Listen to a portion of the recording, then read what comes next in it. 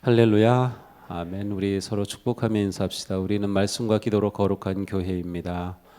우리는 말씀과 기도로 거룩한 교회입니다. 말씀과 기도로 거룩한 교회입니다. 오늘도 주님의 은혜가 넘치시기를 축복합니다. 올 한 해 또한 주님의 은혜와 능력이 충만한 승리하는 한 해가 되시기를 축복합니다.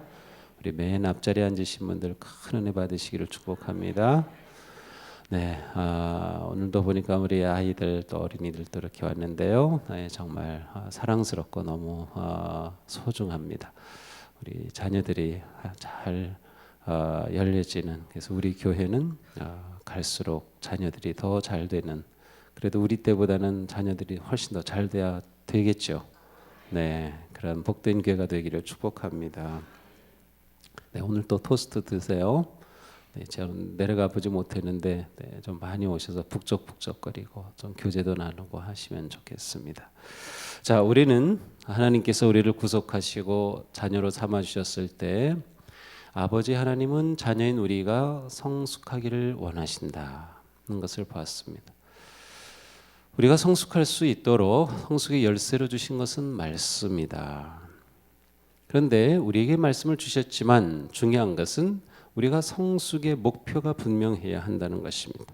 그 목표는 바로 예수 그리스도를 닮는 것, 하나님의 거룩하신 성품에 참여하는 자가 되는 것, 그리하여 하나님께 영광을 돌리는 사람이 되는 것. 이것이 우리의 영적 성숙의 궁극적인 목적입니다.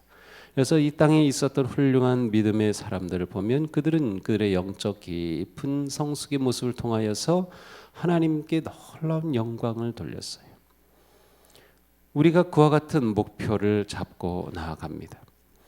자, 그러나 우리는 과연 어디서부터 시작해야 될까요? 영적 성숙에서 중요한 것들이 참 많이 있는데 오늘부터 그런 것을 하나씩 보려고 합니다. 우리가 영적으로 성숙하는 데에는 매우 중요한 것들이 있습니다. 먼저 다루거나 먼저 해결해야 될 것들이 있는 것이죠. 가장 중요한 것은 하나님과의 관계입니다. 하나님과의 관계. 내가 영적으로 성숙하기 위해 가장 중요한 것은 하나님과의 관계다. 이 관계는 단순한 관계가 아니라 아주 특별한 관계입니다. 나와 하나님이 어떠한 관계를 맺느냐가 영적 성숙에 있어서 출발점이 되는 것입니다. 내가 하나님과 맺는 모든 관계가 앞으로의 나의 성장의 모습을 결정하게 될 것입니다. 내가 하나님과 어떤 관계를 분명하게 맺지 못한다면 우리는 성장을 기대할 수 없습니다. 또한 많은 사람이 영적 성숙을 기대하고 시도하지만 실패하는 것은 바로 이 관계에서 실패하기 때문에 그렇습니다. 그래서 성경 공부를 열심히 하거나 말씀을 열심히 읽거나 봉사생활을 열심히 하거나 열심히 하지만 그것이 성숙과 이어지지 못하는 것은 하나님과의 관계 설정이 잘못되어 있기 때문에 그래요. 컴퓨터를 운영하려면 처음에 항상 설정이 들어가서 이 컴퓨터는 이러이러한 체계로 운영된다. 또 모든 것이 설정이라고 하는 그러한 항목이 있습니다. 들어가서 한글 워드를 사용하든 뭐를 사용하든 다 설정을 합니다. 그래서 내가 처음 초기 화면을 띄우면 이런 식으로 떠야 된다. 글자 크기는 이렇게 돼 있어야 된다. 이렇게 다 설정해 놓는 것처럼 하나님과의 나의 관계가 온전히 설정되어야 영적 성숙이 일어나기 시작합니다. 하나님과의 특별한 그 관계의 가장 중요한 것은 언제나 하나님께 yes 하는 것입니다. 하나님께 예라고 하는 것이죠. 영적 성숙을 위한 토대가 되는 하나님과의 바른 관계의 핵심은 바로 순종입니다. 불행하게도 현대 사회는 순종을 별로 좋아하지 않습니다. 순종은 마치 굴복하는 것, 항복하는 것, 실패하는 것, 양보하는 것, 연약한 것과 같은 이미지로 다가옵니다. 그래서 순종하는 것은 나약한 인생이고 실패한 인생인 것처럼 보입니다. 그래서 심지어 기독교인, 그리스도인이라고 고백하는 사람들조차도 하나님께 순종하기를 거부합니다. 그래서 내 인생은 내가 사는 것이다 라는 말을 흔히 합니다. 정말 그럴까요? 우리가 하나님 앞에서 순종의 자세를 갖지 않는다면 우리는 결코 성숙할 수 없습니다. 기독교 신앙은 항상 순종으로부터 시작합니다. 순종으로 결정됩니다. 하나님과의 관계, 예수님과의 관계의 시작은 순종으로 시작해서 순종으로 성숙하고 순종으로 열매를 맺습니다. 순종은 결코 부정적인 의미를 가지고 있지 않습니다. 순종한다는 것은 내 인생에 대해 하나님을 인정하는 것입니다. 하나님의 지혜와 능력과 뜻을 인정하는 것입니다. 하나님 앞에서 내 것을 인정하지 않겠다는 것입니다. 순종은 아주 단순하죠. 그것은 하나님께 대하여 항상 예라고 말하는 것입니다. 하나님과 나의 관계에서 순종은 항상 하나님께 예로 반응하는 것입니다. 순종은 복잡하지 않습니다. 단순합니다. 그러나 단순한 만큼 쉬운 것은 아닙니다. 그래서 우리는 날마다 하나님 앞에 예라고 반응하는데 어려움을 겪고 있습니다.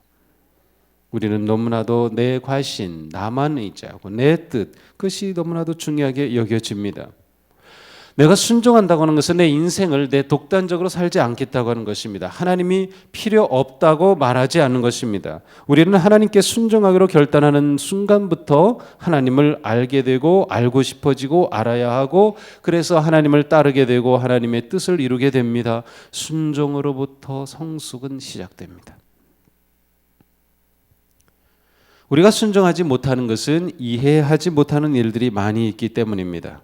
우리가 하나님의 말씀을 받을 때, 하나님의 부르심에 응답할 때, 성령님이 우리 가운데 선한 생각을 주실 때, 또 하나님께서 우리에게 열정을 불러일으키실 때 우리가 이해하지 못하는 때가 많이 있습니다.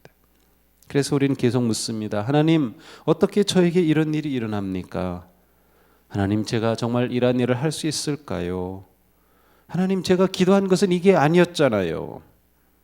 왜 이 길로 가라고 하시는 거죠? 저는 이것만은 할 수 없어요. 차라리 다른 것을 하도록 해주세요. 그러나 우리는 순종하기 전에는 이해하지 못할 일들이 많이 있습니다. 이해가 되지 않기 때문에 순종하지 못하는 거죠. 그런데 믿음은 정반대입니다. 우리가 믿음으로 순종하기를 원한다면 예라고 말할 준비가 되어 있어야 합니다. 하나님의 답변을 듣기 전에 우리가 먼저 답변할 수 있어야 합니다. 이해보다 순종이 앞섭니다. 우리는 이해가 되면 순종하려고 하지요. 그런데 순종은 이해보다 앞서는 것입니다. 순종하면서부터 이해하게 되는 것이 신앙생활입니다. 우리가 먼저 이해하고 순종하려고 하기 때문에 많은 경우 순종의 길로 더욱 전진하지 못합니다. 순종하지 못하면 성숙은 일어나지 않습니다. 믿음이 좋다는 것이 무엇일까요? 하나님께서 내 기도에 응답해 주시니까 내가 믿음이 좋은 사람인가요? 모든 일이 다 잘 풀리니까 믿음이 좋은 사람인가요? 내게 어려움과 역경이 몰아치는 것을 보니까 나는 믿음이 없는 사람인가요? 내가 시도한 일이 실패했으니까 나는 믿음이 없어서 그런 것인가요? 진짜 믿음이 좋은 사람은 변함없이 하나님께 예라고 말하는 사람입니다. 변함없이 하나님께 예라고 말하는 것입니다. 하나님께 순종하는 사람이 믿음의 사람입니다. 순종이 곧 믿음의 길이기 때문이죠. 하나님께는 믿음 없는 순종은 불가능합니다. 그런데 우리는 믿음으로 반응하지 않고 이해함으로 반응하려고 자꾸 하죠. 종종 우리는 순종함으로써만 믿음이 드러난다는 것을 알아야 합니다. 성경에 나오는 많은 믿음의 사람들은 모두 하나님께 순종한 사람들이었습니다. 하나님께 순종하지 않고 믿음의 길을 완주한 사람은 단 한 명도 없습니다. 성숙한 삶을 살았던 사람은 모두 순종의 사람이었습니다. 우리는 예수님의 어머니 마리아를 보면서 그녀가 얼마나 순종한 사람이었는가를 생각해 볼 수 있습니다. 어느 날 약혼한 마리아에게 뜬금없이 가브리엘 천사가 나타나서 이야기해 줍니다. 네가 잉태하여 아들을 낳을 것이다. 그것도 하나님의 아들 메시아를 낳을 것이다. 아직 10대인 어린 마리아, 가난하였을, 교육도 받지 못하였을, 그녀는 하나님께 따져 묻지 않았습니다. 그냥 대답하죠. 주의 여종이오니 말씀대로 내게 이루어지이다. 그녀는 이해가 되지 않는 것을 믿음으로 이해하고 반응했습니다. 그 순간 그녀의 인생은 완전히 달라졌습니다.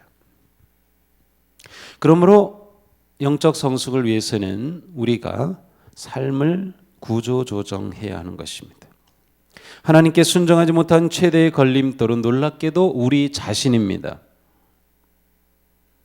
내 인생은 내가 살겠다는 태도, 그래서 내 인생의 작은 왕국의 왕이 나가 된 것이죠. 그래서 나는 내 인생의 왕 노릇하면서 살겠다고 하는 것이죠. 내가 내 인생의 주인이니 왕이니 내 뜻이 중요하죠. 내 방법이 중요하죠. 내 계획이 중요하죠. 거기는 그 누구도 끼어들 자리가 없습니다. 그런데 순종은 믿음으로 이 모든 자리를 기꺼이 내려놓는 것입니다. 내 삶의 구조를, 인생의 구조를 재조정하는 것입니다. 항상 내 시각이 중요했고, 내 행복이 중요했고, 내가 필요한 것이 중요했고, 내 의견이 중요했고, 내 기분이 중요했고, 내가 이해받는 것이 중요했고, 내가 칭찬받는 게 중요했고, 내가 존경받는 게 중요했고, 내가 돌봄받는 게 중요했는데, 모든 것이 나에게 맞춰진 초점이 완전히 뒤집어져서 내 인생의 중심에 내 작은 인생의 왕국을 주님께 내어드리는 것이 순종이라고 하는 거예요. 나만으로 집중된 삶에서 하나님께로 집중하는 삶을 사는 것입니다. 이와 같은 인생의 구조조정이 있어야 순종과 순종을 통한 성숙이 일어납니다. 순종은 구조조정을 통해서 내 인생이 완전히 달라지는 거죠. 왕이 달라지는 것이니까 그런 것이죠. 마리아가 주님께 예라고 반응했을 때 그 순간 그녀의 인생이 구조조정되었어요. 그 순간 하나님께서 그녀의 인생의 왕으로 다가오신 것이죠. 이후에 그녀가 겪어야 할 모든 고난과 어려움은 하나님이 그 인생의 왕으로 서 계셨기 때문에 어떠한 환경에서도 결코 포기하지 않았습니다. 어떤 상황에서도 결코 원망하지 않았습니다. 태어난 아기가 죽을 운명에 처해 있었지만 멀리 알렉산드리아까지 피난을 갈 정도였습니다. 하나님 말씀만 하십시오. 무엇이든 따르겠습니다. 이러한 우리의 순종의 결단이 우리를 성숙하게 한다는 것이죠. 내 삶의 가장 중요한 영역에서 내가 가지고 있던 열쇠를 하나님께 내어드리는 것, 그것이 순종입니다. 하나님이 나를 무조건적으로 사랑해 주신다고 하는 것을 신뢰함으로, 하나님께서 내 인생의 주인이 되신다고 하는 것을 고백함으로, 나는 오직 하나님 안에서만 참된 인생을 산다는 것을 인정함으로 하나님께 내 왕국을 내어드리고 하나님의 자녀로 살기로 결단하는 것이죠. 우리에게 이러한 결심이, 결단이, 헌신이 일어나야 합니다. 우리는 하나님의 사랑을 먼저 받았기 때문에 순종합니다. 믿지 않는 자들에게 주님은 순종을 요구하지 않습니다. 우리는 예수 그리스도를 통하여 영원한 생명을 얻었으며 천국의 유업을 약속받았으며 하나님의 거룩한 자녀가 되었기 때문에 하나님은 우리에게 순종을 요구하고 기대하시는 거죠. 따라서 우리의 순종은 억지로의 순종이 아닙니다. 감사함으로, 자발적으로, 기쁨으로 즐거이 순종하는 삶입니다. 그 삶은 정말 복되고 행복한 삶입니다. 온전한 순종을 위해 내 인생을 구조조정하기를 바랍니다. 내가 내 인생의 왕의 자리에 앉아있던 것을 이제는 주님께 내어드릴 때가 되었습니다. 그렇게 되지 않는다면 언제까지 내가 내 인생 붙잡고 그렇게 살아갈 건가요? 주님 앞에 예하며 순종하며 내 가장 소중한 것을 내어드리는 것이죠. 여러분의 인생의 비밀번호를, 스마트폰의 비밀번호를, 은행의 비밀 구자를 다 내어드리는 것입니다. 순종은 결코 무모한 것이 아닙니다. 그것은 놀라운 모험이며 놀라운 인생의 출구가 되는 것이죠. 결국 순종은 십자가를 지는 길로 우리를 인도합니다. 우리가 순종할 때 예수님의 제자가 되고 예수님이 인도하시는 길을 따라가게 되죠. 아무든지 나를 따라오려거든 자기를 부인하고 자기 십자가를 지고 나를 좇을 것이니라. 누구든지 자기 목숨을 구원하면 잃을 것이요 누구든지 나와 복음을 위하여 자기 목숨을 잃으면 찾으리라. 순종은 이와 같은 자기 부인과 연결된 것이에요. 내 인생의 가장 소중한 자리, 내가 있지 않고 나를 부인하고 내려오는 것이죠. 이것이 쉬운 일이 결코 아니죠. 사실 우리는 살아가는 모든 삶의 인간관계 속에서도 나를 내려놓지 못하기 때문에 다 갈등이 일어나는 것입니다. 부부 사이에도 나를 내려놓지 못하기 때문에, 성도의 관계 속에서도 직장에서도 모든 관계가 나를 내려놓지 못하기 때문에 끊임없이 갈등과 어려움이 일어납니다. 내 왕국을 내가 지키고 유지하려고 하는 것이죠. 결코 누구도 허락하지 않은, 들어오지 않도록 딱 막아서고 있는 것이죠. 그런데 이 굳게 닫힌 문을, 열쇠를 주님께 내어드리고 주님을 내 인생의 왕좌에 모셔 나를 부인하는 것, 주님께는 예하게 되는 순간 다른 모든 것에는 노할 수 있는 그러한 삶이 시작되는 것입니다. 하나님이 원치 않으시는 것, 거룩하지 않은 것, 깨끗하지 않은 것, 의롭지 못한 모든 것에 대해서 우리는 노라고 선언하게 되는 것은 주님께 예스하는 순간 그와 같은 결단이 일어나는 것입니다. 우리가 어떤 식으로 역경을 헤쳐나가느냐 하는 그 모든 것은 과연 내가 십자가를 온전히 지고 가겠느냐라고 하는 것과 연결되어 있습니다. 구약의 욥기 보면 엄청난 시련이 다가오죠. 그럼 모든 것 다 날렸습니다. 자녀까지도 모두 잃어버립니다. 그런 상황에서 욥의 아내는 욥을 저주하지요. 하나님을 욕하고 죽어라. 그러나 욥은 말합니다. 주시니도 여호와시오 거두시니도 여호와이시니 여호와의 이름이 찬송을 받으실지니이다. 참 이러한 믿음의 고백이 우리를 감동시킵니다. 물론 우리는 욥의 아내를 보며 그녀가 잘못됐다고 정죄할 수도 없어요. 그것은 모든 사람이라면 그렇게 반응할 것입니다. 우리 인생에도 이와 같은 문제들이 많이 있죠.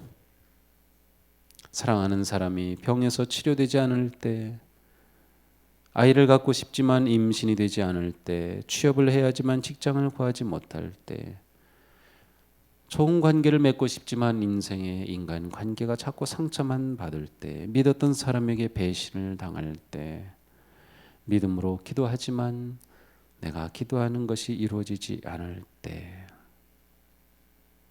그런 때라도 여전히 하나님을 신뢰하고 하나님을 의지하고 그리고 하나님을 내 인생의 주인으로 인정하고 모실 수 있는 길로 나아가는 것, 그것이 참된 순종입니다. 그리고 이 순종이야말로 이러한 모든 우리 삶의 상황을 성숙의 길로, 영적 발돋움의 길로 인도하게 될 것입니다.